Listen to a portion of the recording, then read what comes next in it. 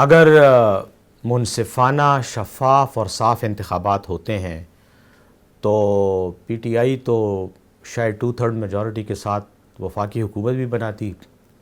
صوبے میں تو ہم میرے خیال میں سوائے یہ جو چند سیٹیں ان کو پرچون میں ملی ہیں یہ فارم 47 میں تبدیلی کی وجہ سے، باقی تو اپوزیشن کی کوئی سیٹیں شاید یہاں بھی نہ ہی ہوتی. سینٹ کا بھی یہی حال ہے. سینٹ میں بھی ہمیں فل، خیبر پختونخوا سے تو ہمارا حق ہے کہ ہمیں فل سیٹیں ملنی چاہیے، اپوزیشن کو ایک بھی نہیں ملنی چاہیے. لیکن باہر صورت پاکستان میں انصاف، پاکستان کے نظام میں انصاف تھوڑا کمزور ہے، بدقسمتی ہے.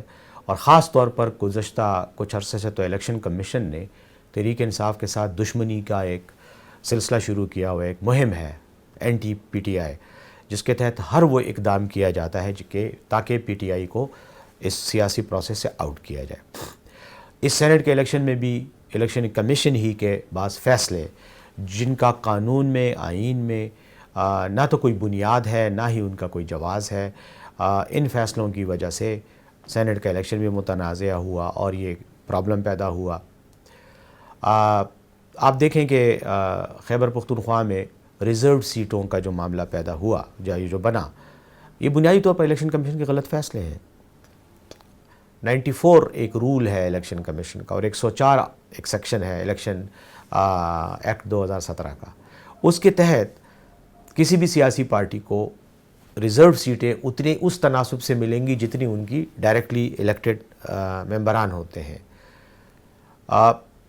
چلیں ان کو آپ دے دیں جتنے بھی ہیں ان کے، اس حساب سے آپ اپوزیشن کو پارٹی وائز سیٹوں کے تناسب سے آپ ان کو ریزرو سیٹیں دے دیں.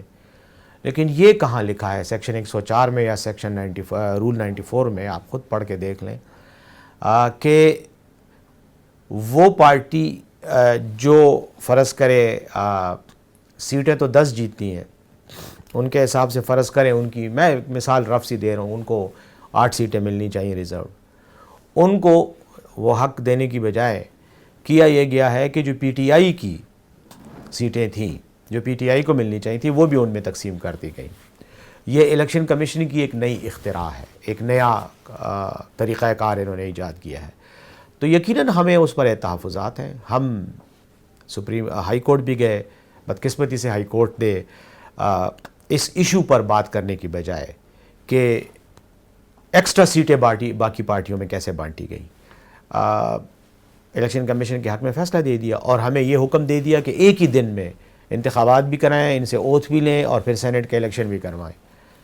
تو عملی طور پر یہ ناممکن ہے. میرے خیال میں ہمارا یہ موقف ہے کہ ہائی کورٹ نے اس انداز میں اس قانونی نقطے کو نہیں دیکھا جس انداز میں اس کو دیکھنا چاہیے تھا. ان کی ہائی کورٹ کی جو تشریح ہے وہ قانونی طور پر غلط تشریح ہے. تو اس لیے ہم نے سپریم کورٹ سے رجوع کیا ہے. سپریم کورٹ کے پاس یہ مقدمہ یا یہ فیصلہ، یہ معاملہ زیر سماعت ہے. جیسے ہی سپریم کورٹ سے فیصلہ آئے گا تو اس کے بعد ہم اس طرح ایکشن لیں گے. لیکن الیکشن کمیشن کے پاس کوئی اختیار نہیں ہے آئین کی غلط تشریح کرنے کا. ایک دوسری بات یہ ہے کہ الیکشن کمیشن کی بدنیتی کو ایک اور طریقے سے بھی میں آپ کے سامنے واضح کرنا چاہتا ہوں کہ جس دن سینٹ کا الیکشن تھا اس دن انہوں نے کیا کیا کہ وہ ارکان جو ابھی منتخب بھی نہیں ہوئے، یعنی انہوں نے حلف نہیں لیا، صرف الیکشن کمیشن نے نوٹیفیکیشن دے دیا، وہ آ کر اسمبلی میں بیٹھے ہوئے تھے. ان کو گھسا کر اسمبلی میں سیٹوں میں بٹھا دیا گیا، جس پر پھر بعد میں پی ٹی آئی کے ارکان نے شور شرابہ کیا تو ان کو نکال دیا گیا. اور پھر الیکشن کمیشن نے یونیلیٹرلی فیصلہ کیا کہ ہم الیکشن نہیں کرائیں گے جب تک یہ معاملہ حل نہ ہو. الیکشن کمیشن کا رویہ انتہائی متعصبانہ ہے اور ہمیں اس الیکشن کمیشن پر بالکل اعتماد نہیں ہے. جب تک یہ معاملہ ان کے ہاتھ میں ہوگا تو یقیناً یہ مسائل بنتے رہیں گے.